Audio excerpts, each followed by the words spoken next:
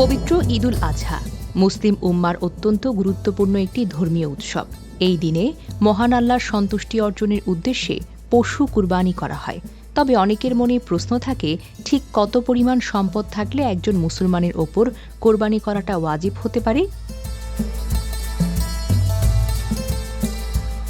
ইসলামী শরীয়ত অনুযায়ী যে ব্যক্তি ঈদুল আজহার দিনগুলোতে প্রয়োজনের অতিরিক্ত নির্দিষ্ট পরিমাণ সম্পদের মালিক হন, তার ওপর কোরবানি করাটা ওয়াজিব।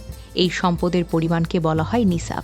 সাধারণভাবে ৭.৫ ভরি স্বর্ণ অথবা ৫.৫ ভরি রূপার সমমূল্যের সম্পদ থাকলে একজন ব্যক্তি কুরবানির যোগ্য বলে গণ্য হবে। বিশেষজ্ঞ আলেমদের মতে কোরবানি ওয়াজিব হওয়ার ক্ষেত্রে শুধু নগদ অর্থই নয়, বরং সোনা, রূপা, ব্যাংকে জমাকৃত টাকা, ব্যবসার পণ্য কিংবা অতিরিক্ত মূল্যবান সম্পদও হিসেবের মধ্যে পড়তে পারে। তবে বসবাসের বাড়ি, দৈনন্দিন ব্যবহারের আসবাবপত্র, প্রয়োজনীয় পোশাক বা যাতায়াতের জন্য ব্যবহৃত যানবাহন এই হিসেবের অন্তর্ভুক্ত নয়।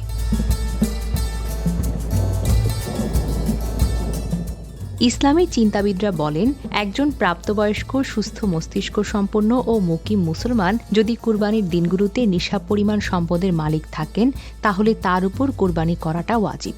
ঋণ থাকলে সেই ঋণের পরিমাণ সম্পদ থেকে বাদ দিয়ে হিসেব করতে হবে। বর্তমান বাজার মূল্যের কারণে অনেক সময় স্বর্ণের তুলনায় রূপার নিসাব অনুযায়ী হিসেব করলে বেশি মানুষ কুরবানির আওতায় চলে আসেন। তাই অনেক আলেম রূপার মূল্যকে ভিত্তি করে হিসেব করার পরামর্শ দেন, যাতে সমাজের অসচ্ছল মানুষের প্রতিও সহানুভূতি ও ত্যাগের মানসিকতা গড়ে ওঠে।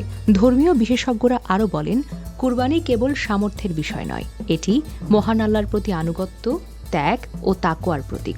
পবিত্র কুরআনে আল্লাহ তাআলা বলেছেন, আল্লাহর কাছে পৌঁছে না পশুর গোশত কিংবা রক্ত, বরং পৌঁছে তোমাদের তাকওয়া।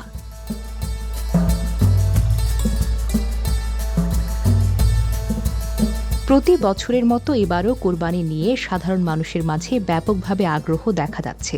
অনেকে এখন থেকেই পশু কেনা বা কোরবানির প্রস্তুতি নিতে শুরু করেছেন। তবে আলেমরা মনে করিয়ে দিচ্ছেন, কোরবানি করার আগে সম্পদের সঠিক হিসেব করাটা জরুরি,